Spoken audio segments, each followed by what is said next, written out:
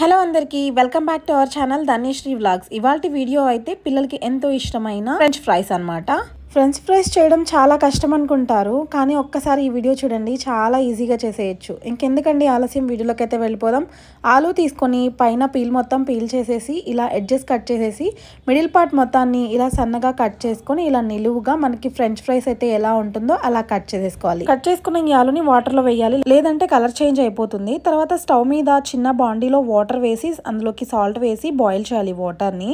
మరొక ప్లేట్ తీసుకొని corn flour ఒక 2 టేబుల్ స్పూన్లు, అలాగే బియ్యం పిండి, ఉప్పు, కొంచెం పసుపు, కారము, చాట్ మసాలా వేసి బాగా మిక్స్ చేసి ఈ మిక్చర్ని పక్కన పెట్టేసుకోవాలి. మనం ఇందాక బాయిల్ చేసి పెట్టుకున్నాం కదా వాటర్ని, ఆ వాటర్లో మనం కట్ చేసుకున్న పొటాటో మొత్తం కూడా వేసేసుకోవాలన్నమాట. ఒక్క 2-3 మినిట్స్ అంతే.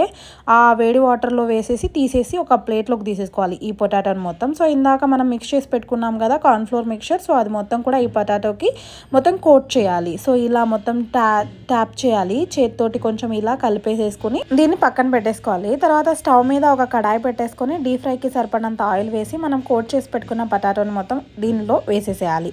సో మొత్తం కూడా లో ఫ్లేమ్లో ఒక 10 మినిట్స్, హై ఫ్లేమ్లో ఒక 5 మినిట్స్ మొత్తం కుక్ చేసేసేయాలి. బాగా కుక్ చేస్తే మనకి చాలా క్రిస్పీగా వస్తుంది, బియ్యం పిండి వేసాం కాబట్టి.